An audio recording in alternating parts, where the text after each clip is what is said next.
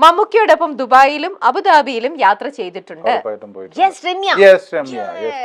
അങ്ങനെ അതൊരു ഒന്നൊന്നര പോക്കായിരുന്നു. ആണ്. ഒരുപാട് നല്ല മെമ്മറീസ് ഉണ്ടായിട്ടുണ്ട്. ഒരുപാട് നല്ല മെമ്മറീസ് ഉണ്ടായിട്ടുണ്ട്.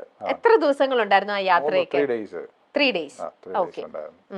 മാമാങ്കം എന്ന് പറഞ്ഞ സിനിമയുടെ ഷൂട്ടിൽ വെച്ചിട്ടാണ്. അങ്ങനെ ഷൂട്ടിംഗ് പർപ്പസിനാണോ പോയത്? അല്ലല്ല, ഷൂട്ടിംഗ് പർപ്പസ് അല്ല. എന്നെ കൊണ്ടുപോകേണ്ട ആവശ്യമില്ല ശരിക്കും. അതിനകത്ത് വേറെ ആൾക്കാരുണ്ടായിരുന്നു. പക്ഷെ നമുക്ക് കൊണ്ടുപോയി, നമുക്ക് നന്നായിട്ട് കെയർ ചെയ്തു. നമുക്കിവിടെ ഒപ്പം തന്നെ സഞ്ചരിക്കാൻ പറ്റി. ഞാൻ ഒരു ദുബായില് വലിയൊരു ബിസിനസ് മീറ്റ് നടക്കുന്നു, സിനിമയുടെ കണക്റ്റഡ് ആയിട്ടാ.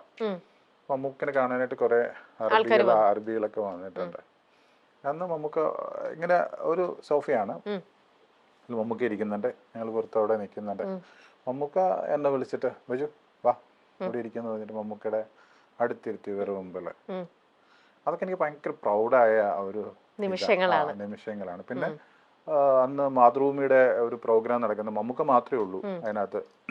മമ്മൂക്ക മാത്രമേ ആ സ്റ്റേജിൽ കയറാൻ പറ്റുള്ളൂ. മമ്മൂക്കയുടെ ഒപ്പം എന്നെയും കൊണ്ടുപോയിട്ട് ആ സ്റ്റേജിൽ കയറി അവിടെ നിന്ന് സംസാരിച്ചു. വേറെ ആരും ആ സ്റ്റേജിൽ കയറിയിട്ടില്ല മമ്മൂക്കയുടെ ഒപ്പം. എത്ര സന്തോഷം തോന്നിയ നിമിഷങ്ങളാണല്ലേ ബൈചേട്ടാ? ഒരുപാട് സന്തോഷം തോന്നിയ നിമിഷങ്ങളുണ്ട്. അതാണ് സിനിമയിൽ നിന്ന് കുറെ കാര്യങ്ങൾ മധുരാജയുടെ ഷൂട്ടിന്റെ സമയത്ത് ഞങ്ങള് അപ്പൊ ക്യാരവൻ ഇങ്ങ് എത്തത്തില്ല. അപ്പൊ അന്ന് ഒരു ഫൈറ്റ് സീക്വൻസ് ഞങ്ങള് മറ്റേ സ്റ്റേജ് പൊങ്ങി പോകുന്ന ഇതാ. അപ്പൊ ശരിക്കും അതിന്റെ ഒരു ഇതിടാനായിട്ട് ഷർട്ടിന്റെ ഇവിടെ ചെയ്തിട്ട് അപ്പൊ ഞങ്ങൾ എല്ലാരും കൂടി ഇരിക്കുന്ന ഇതുണ്ട്. മമ്മൂക്ക അല്ല, ബാക്കിയുള്ള ആൾക്കാരെല്ലാരും ആർട്ടിസ്റ്റ് എല്ലാം ഇരിക്കുന്ന ഒരു സ്ഥലം. അങ്ങനെ മമ്മൂക്ക വരുമ്പോ തന്നെ ഒരു ഇതാണല്ലോ. അപ്പൊ മമ്മൂക്ക വരുന്നു, എല്ലാരും പുറത്തോട്ട് ഇറങ്ങണം. മമ്മൂക്കൊക്കെ ഷർട്ട് ഇട്ടിട്ട് ഇത് ചെയ്യണം. എല്ലാരും പുറത്തോട്ട് ഇറങ്ങുമ്പോ എല്ലാരും മാറ്റും. അപ്പൊ ഞാനും ഇങ്ങനെ ഇറങ്ങി വരിക, നീ വേണ്ട അവിടെ ഇരുന്നോ പറഞ്ഞു. അങ്ങനെ കുറെ.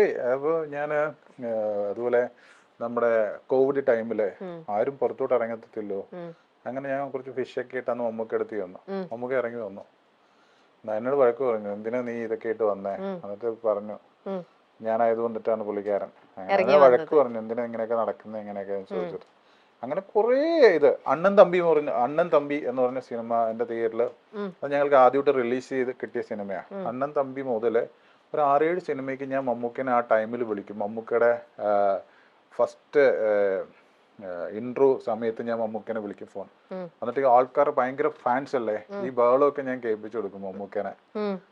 അങ്ങനെ കുറെ അത്രയും ഇതുണ്ട്. ഈ അടുത്ത കാലത്താണ് ഞാൻ മമ്മൂക്കയുടെ കൂടെ, ഞാനിപ്പോ ലാസ്റ്റ് ബർത്ത്ഡേക്ക് ഞാൻ ഇവിടുന്ന് മൂന്നാർ പോയി.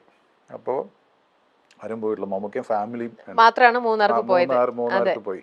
അങ്ങനെ ഞാൻ ഒരു വലിയ ബൊക്കെയൊക്കെ ഇട്ട് വെളുപ്പാങ്കലത്ത് അവിടെ ചെന്നു. അപ്പൊ പുള്ളിക്കാരൻ അവിടെ ഉണ്ടെന്ന് ആർക്കും അറിയത്തില്ല. അവിടെ പോയി ഞാൻ കണ്ടുപിടിച്ച് ആ ബർത്ത്ഡേക്ക് എനിക്ക് വിഷ് ചെയ്യണമെന്ന് തോന്നുന്നു മമ്മൂക്ക അടുത്ത്. അപ്പൊ ഞാൻ അവിടെ ചെന്നപ്പോ തന്നെ പറഞ്ഞു അവരാരെയും കയറ്റി വിടത്തില്ല. ആ ബർത്ത്ഡേക്ക് മമ്മൂക്ക വന്നിട്ട് എൻ്റെ അടുത്ത് എന്തിനാ നീ ഇന്നലെ കണ്ടേയല്ലേ, പിന്നെ എന്തിനാ വന്നേ, ഇത്രയും ദൂരം വന്ന എന്തിനാ, ഒക്കെ എല്ലാം വാങ്ങി. അതിനുശേഷം ഞാൻ പോന്നു. എന്നിട്ട് മമ്മൂക്ക കൂടെയുള്ളവരോട് പറഞ്ഞു അവന് സങ്കടം ഉണ്ടാവും, ഞാനൊരു കോഫി പോലും അവന് കൊടുത്തില്ല അങ്ങനെ എന്നൊക്കെ പറഞ്ഞിട്ട്. എന്നിട്ട് എന്നോട് മമ്മൂക്കനെ വിളിക്കാൻ പറഞ്ഞു അതിനുശേഷം. അപ്പൊ അങ്ങനെ കുറെ മമ്മൂക്കയായിട്ട് കുറെ അത്രയും ആത്മബന്ധം ഉണ്ടായി. അതുകൊണ്ട് തന്നെയാണ് മമ്മൂക്ക കറക്റ്റ് റൈറ്റ് ടൈമില് എന്നോട് ചോദിച്ചു എത്ര മണിക്കാണ് ഈ ഫംഗ്ഷൻ നടക്കുന്നത് എന്നൊക്കെ എല്ലാം ചോദിച്ചിട്ട് ആ റൈറ്റ് ടൈമില് ഒരു വെള്ളിയേട്ടനെ പോലെ കയറി വന്നു. എല്ലാരും മുമ്പിൽ വെച്ചിട്ട് എന്നെ കെട്ടിപ്പിടിച്ചു. അങ്ങനെ എന്നിട്ട് അങ്ങനെ പുള്ളിക്കാരൻ അത്രയും ക്രൗഡായിരുന്നു, ഒരുപാട് പേര് ഉണ്ടായിരുന്നു. കുറെ കൂടെ സ്പെൻഡ് ചെയ്ത് കല്യാണത്തിനും മമ്മൂക്ക തീർച്ചയായിട്ടും ഉണ്ടാവും അല്ലേ? അതെ അതെ, എത്താൻ പറ്റട്ടെ. ഇപ്പൊ എനിക്ക് മനസ്സിലായി ബൈജു ചേട്ടന്റെ വീട്ടിൽ എന്തുകൊണ്ടാണ് ബൈജു ചേട്ടന്റെ കുറെ ട്രോഫികൾ ഇങ്ങനെ മെമന്റോകളുടെ ഇടയിൽ മമ്മൂക്കയുടെ മാത്രം ഒരു മുഖം, ഒരു മെമന്റോ അവിടെ വെച്ചത്. അതിന്റെ പിന്നിലത്തെ രഹസ്യം ഇന്നിപ്പോ വളരെ ക്ലിയർ ആയിട്ട് മനസ്സിലായി.